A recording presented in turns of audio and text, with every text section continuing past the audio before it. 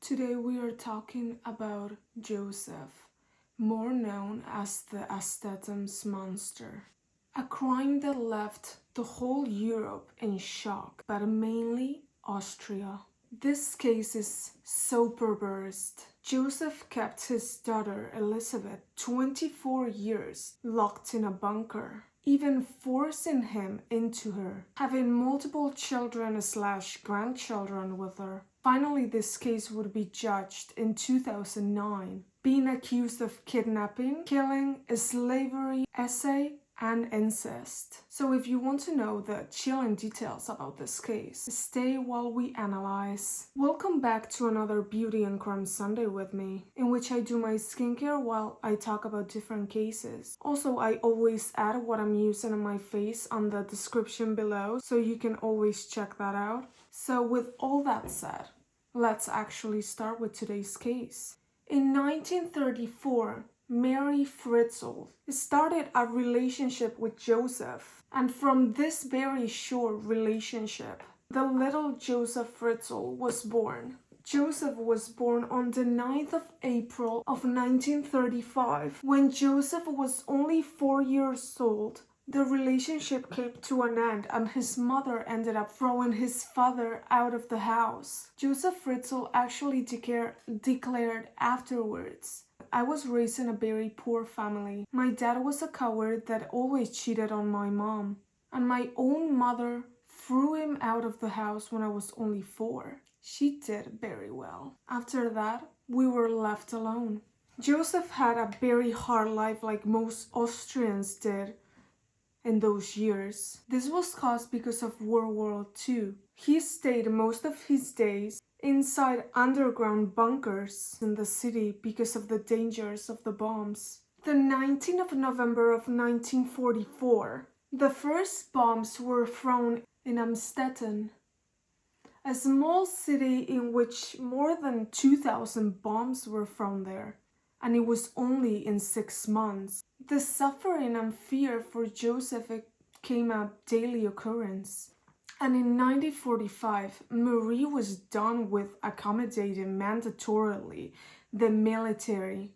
So that ended up in her having a fight with the policeman, even getting into a physical altercation with them. Because of this motive, she was actually taken into a concentration camp.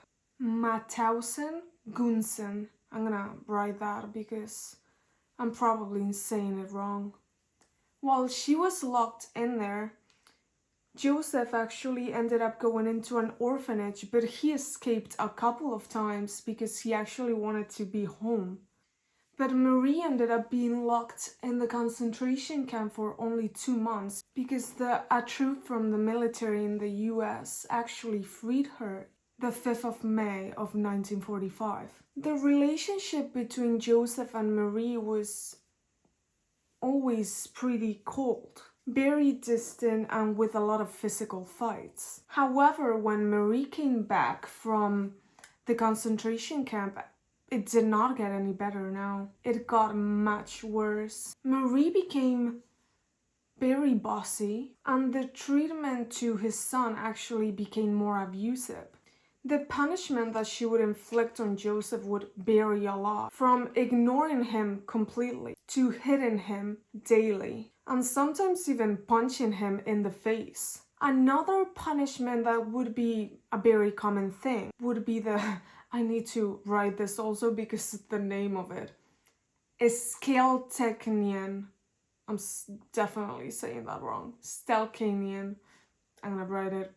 This consisted in kneeling in a piece of wood that had a very sharp edge in which you would actually kneel on. And Marie would make Joseph be in that position for hours. Joseph said to his psychiatrist in the trial that he feared his mom more than anything in this world, and that he hated her for all the continuous comments that he was daily called, like criminal, Satan, and useless. All this obviously made Joseph had a lack of affection when he was a child and a very low self-esteem. Joseph was known as a very introverted, shy person, And it was said that probably the relationship that he had with his mother affected him in his relationship with other people, especially his domination of women and his sexual behavior. When Joseph was 15, however, he was bigger and stronger, so he ended up turning up against his mother. When one time they were having actually a discussion and Joseph pushed his mom and ended up hitting her in the head, it had such a force that Marie actually fell to the floor, which made Marie be scared of his son. So now the tables were turned. She realized that now her son was the dominant one. His sexual behavior also changed when he was 15. He started being a peeping Tom. He started to snoop on his neighbors, trying to see when they were having relations, when they were changing or taking a bath. So I would say a very creepy child if you ask me. Not the best start. But at 16, Joseph actually finished his high school, so he enrolled in an engineering course. With this, he could actually start working in the metal industry and finally become more independent and away from his mom. That's the most important part. So in 1951, he left Amstetten and he actually went to Linz, a city that is focused on the metal industry, so it was perfect for him. Joseph was actually a very working and talented person, so he ended up finding a job in Voestalpine.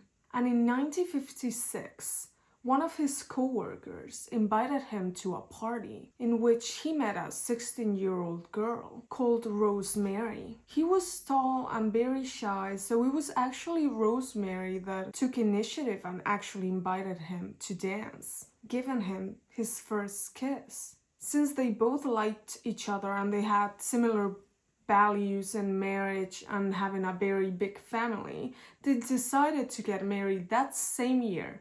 However, since they had some financial issues, they ended up moving in again with his mother in Amstetten. Like this, they could actually save up some money while they were growing their big family. In 1963, they already had 3 children, 2 girls and 1 son. Joseph was not the mistreated little child no more.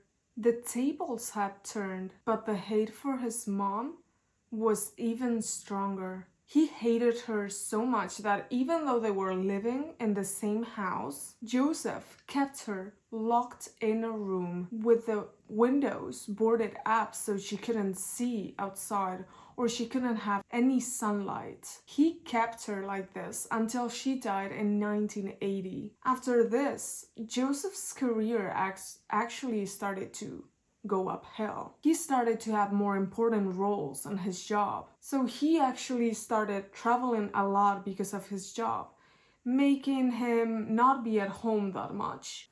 He started to go to Vienna, Luxembourg, and even Ghana. During his travels, he actually had many relationships with a lot of girls, making the relationship between Rosemary and him a little bumpy. Rosemary and his children felt lonely, like abandoned, and Joseph actually thought that they were just being ungrateful. So the behavior with his children actually started to change, and he started to be very strict, like his mother was with him, even inflicting them the same punishments that Joseph would get when he was a child. However, in 1966, Rosemary fell pregnant with their 4th child, giving birth to Elisabeth, sadly the victim in the story. After this birth was actually when Joseph started to become a peeping Tom again. He started stalking different girls through the streets, even trying to force into them. But this was when he was in Linz, far away from his family. Some of these girls told the police about this, but the only thing that the police could do was just give him warnings. So he ended up believing he was just unstoppable and above the law. So he picked another girl, a 32-year-old nurse, that was followed and stalked by Joseph. He studied every single movement that she made, studying her habits. at what time she would be back at home, at what time did her husband work. But one day he realized that this girl would always sleep with her window open. So one night when his husband was working, Joseph waited very patiently until it was safe to go in through the window. He checked that all the lights were turned off and she was actually sleeping. So he got in through the window and without waking her up, he just stood in complete darkness, watching her sleep, until he decided it was time to commit the crime. He got into the kitchen, got a knife, came back to the bedroom, took his pants off, and just got on top of her. With the knife, he threatened her that if she didn't do what he said, that he was gonna kill her. After she was essayed by Joseph, she obviously went straight to the police and Joseph was arrested. Once in police custody, he actually admitted to the crime, so he went to trial in Linz, accepting all his charges, and he was sentenced to 18 months in prison. Yeah, 18 months.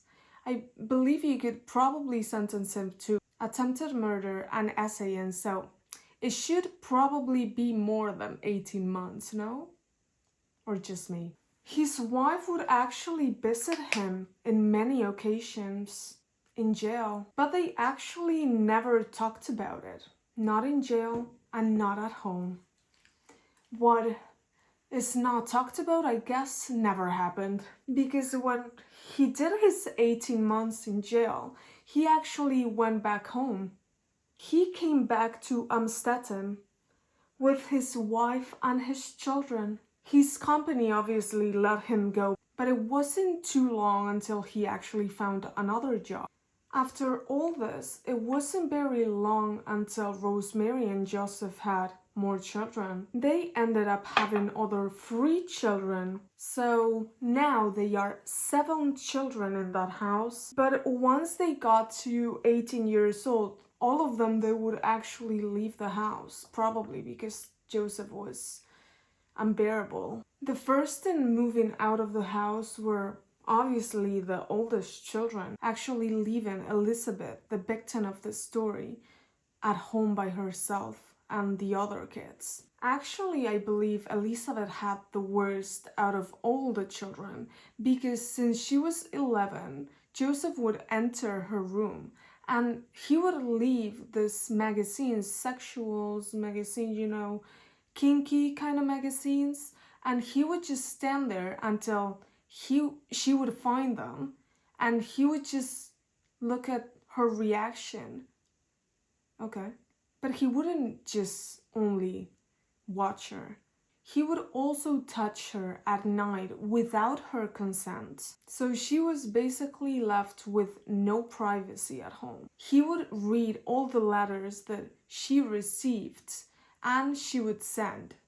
Sometimes even he would keep some of them without telling Elisabeth. One day, all this got too much for her and she decided to run away with a friend, go into Vienna so they could drink, party, just have a good time being a teenage girl. So Joseph was not happy about this, obviously, so he made a report about her disappearance to the police. And I guess Elisabeth was very unlucky because they ended up finding her in Vienna because someone made a noise complaint because they were having a party upstairs or something like that. And guess who was at that party? Obviously, Elisabeth.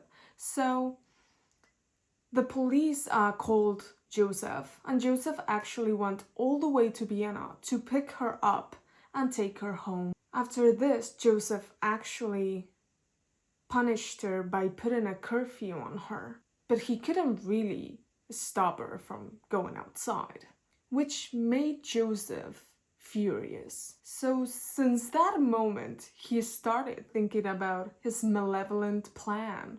He wanted to have 100% control over her. How can I make my daughter be at home all the time? 100% controlled. So he started by asking the city hall about a permit, a construction permit, so he could create a basement with a wine cellar and different bedrooms in that basement.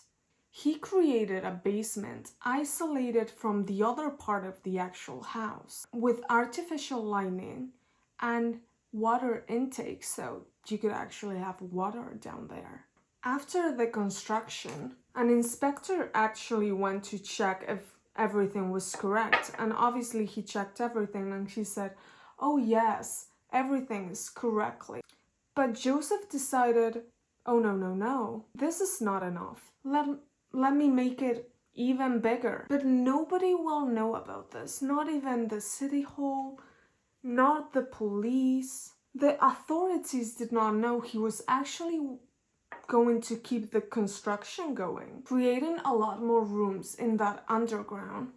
Also, I think it's important to add that this was in the times of Cold War. So the Austrian authority actually left a lot of houses or a lot of buildings have like inside bunkers, underground bunkers in their houses if a nuclear war happened, for example. So a lot of people actually had bunkers in their house. Some of them actually illegal and in secret, which would be the perfect alibi for Joseph. Elisabeth, little by little, she actually started to ignore Joseph and his orders. For a while, she had peace because Joseph was obviously very occupied with creating his underground bunker. One day, however, after they actually had a fight, Elisabeth decided to tell Joseph that she was thinking of leaving since she was already 18 and she wanted to be more independent, and she actually talked with her older sister to move in with her, something that unfortunately she never had the chance to do. So the 29th of August of 1984, Joseph, taking advantage that they were the only ones at home, he decided to tell her to go in the basement because he wanted to have a chat with her.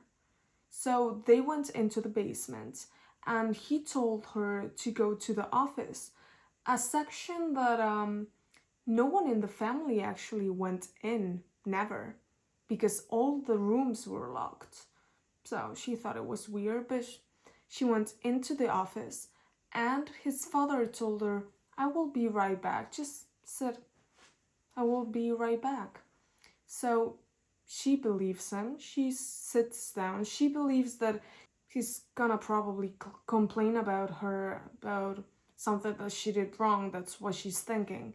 But when her father comes back into the room, he has a tissue soaked in chloroform and he puts it right in her face, making her pass out instantly.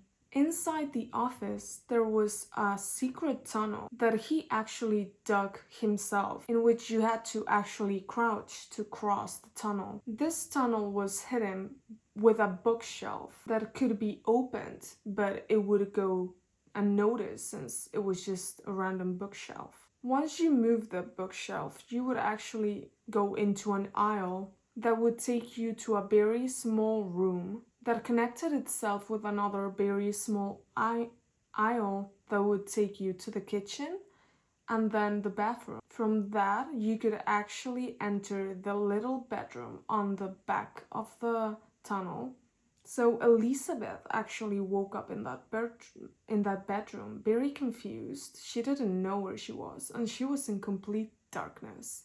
This place was unknown for her and it smelled horribly because the air was damped in humidity. She woke up with her arms tied to a metal post bolted into the ground. Then she actually realized that she was not alone in the room, that Joseph was looking at her in the darkness. He told her that all this was her fault, that he didn't want to do this, but that he had to because he didn't want her to unrail from the path. Her behavior was unacceptable.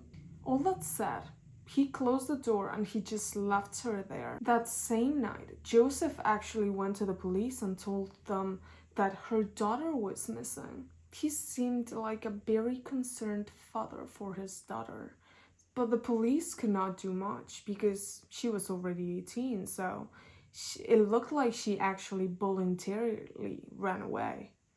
At home, however, the actual hell started for Elisabeth. She was essayed by her father for hours. Then the father actually left to go upstairs to take a shower, and then he came down again to keep essaying her some more for even more hours. He finally had her all for himself. He had dreamt about this for years. He actually let the monster that was inside of him, and he started to experiment with his darkest sexual dreams. This actually kept going for months, but obviously her family was starting to get nervous because they thought that she just ran away. But when she didn't contact them for months, they were like, okay, where is she though? So Joseph decided that Elisabeth was going to write a letter to her mother. This letter said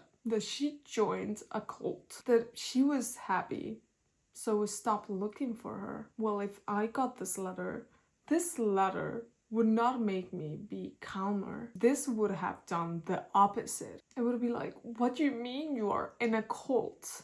Elisabeth tried to escape, obviously, many times, but since Joseph was a very big and tall guy, all her escapes left with the same result, getting beaten up. So after 2 years, Elisabeth fell pregnant, and Joseph was actually super happy about this because he believed this was a present to his daughter, something that every woman wanted, their first child. However, the first 2 children that they had, they were aborted naturally, probably because of the bad conditions that they were in, or all the beatings that she would actually have. So it makes sense that Joseph's routine would actually be the same for 5 years. He would actually go down into the basement twice a day to essay Elisabeth. For him, his daughter was his possession. He could do anything to her. Elisabeth actually fell pregnant again, but this time she actually ended up having the baby the 30th of August 1988. The first daughter, Kirsten, at 20 years old, Elisabeth had her first baby in complete darkness by herself without any medical. But this was not her only child. She ended up having 7 more children with Joseph. Joseph would actually take out 3 of those children. Kind of sounds like I'm talking about dogs. He would take out Lisa, Alexander, and Monica, making Elisabeth write letters to her mother that she was in the cult very happy, but that she couldn't take care of these children, so please could you take care of them for me? So the Fritzl family actually took care of those 3 children, passing the check of social services, even receiving an economic compensation from the government. But Joseph started to realize, I guess he didn't thought about it before, that this was not going to be very sustainable. He was getting older and his children was obviously getting much bigger. So he started thinking of a plan of getting the children out of the bunker.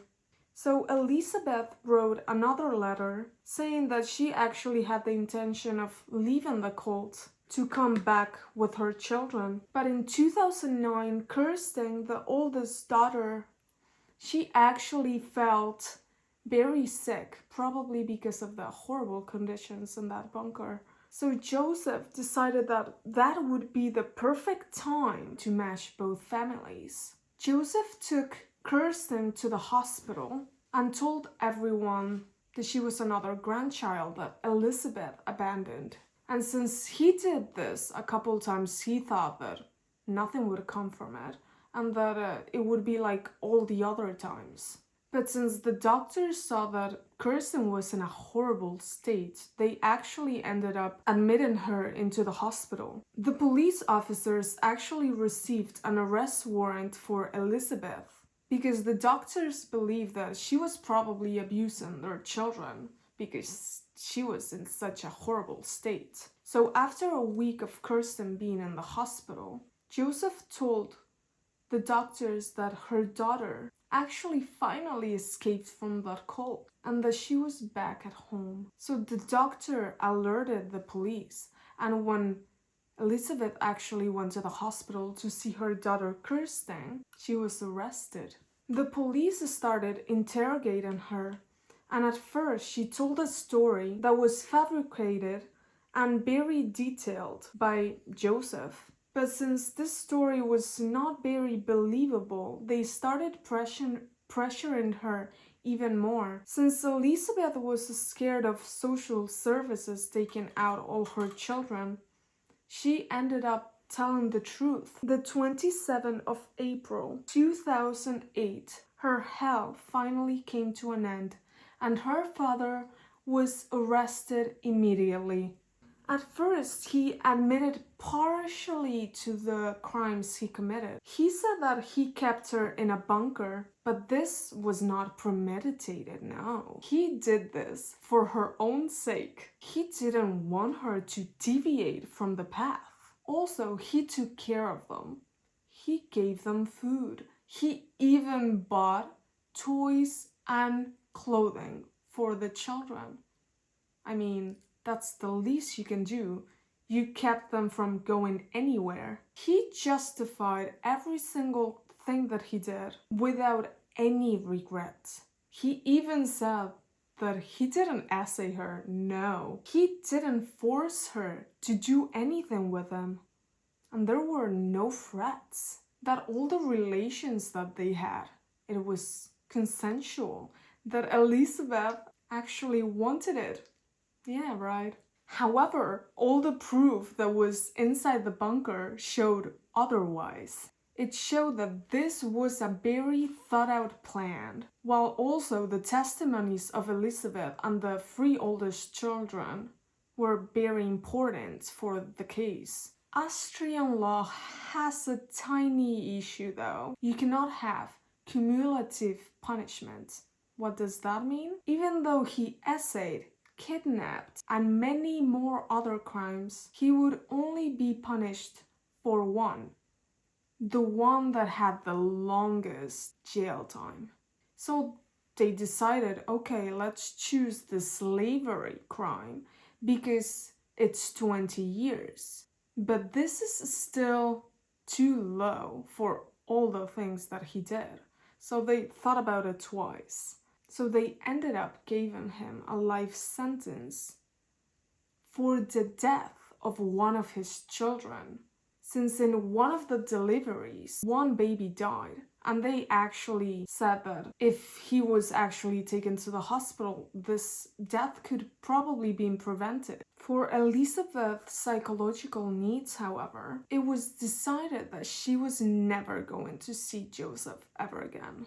So they pre-recorded her testimony and then showed it in the trial, so she wouldn't have to go to trial and look at him straight in the face while she was telling the story. The testimony was in total 11 hours of pre-recording in which she explained the hell that she went through. Joseph admitted to the charges of kidnapping, essay, and incest, but he didn't admit to the charges of slavery and homicide to that baby. But after seeing the whole pre-recording of 11 hours, actually, he felt, I guess, guilty, and he admitted to all the charges. I don't believe that he regretted it, but okay. The judge actually found him guilty of all the charges, so he was sentenced to life sentence. And he also had mandatorily psychiatric help. Because after all that, even though he essayed his daughter more than 3,000 times. Yes, you heard that right. 3,000 times. That's fucking crazy. He actually believed it was love. It was an essay. He loved her and she loved him. Right now, Elisabeth lives with her children in a protected house full of security cameras all around. And the most important thing, there is no basement in that house. And she's finally free. She has finally the freedom that her father took away from her. And I hope, even though her kids and her had a very hard life, I hope they can actually have a normal life from now on. That's what I wish for them. The case of Joseph Fritzl, the Amstetten monster, is one of the most horrifying, shocking cases of abuse, captivity, and deception. It's a reminder that monsters sometimes live among us, hiding in plain sight, and we always must be vigilant about the things that we cannot see. But it's also a story of survival, courage, and the strength of human spirit. What do you really think about this case? Obviously, he's gonna be in jail for all his life, but I don't think those kids, because those kids, the three oldest ones, they never actually went outside. So how can they have a normal life when 19, 20 years of your life have been underground? How can you now go into normal life? Because I'm assuming probably they were not schooled. So probably he didn't just ruin her daughter's life. He probably also ruined those oldest kids' lives. And how? Because I could not search how the mother felt about this, about Rosemary. Because yeah, their family members, after all this happened, they said that she actually feared Joseph and stuff. And I understand, just look at his face, he looks scary. But it doesn't really say how does she feel about this.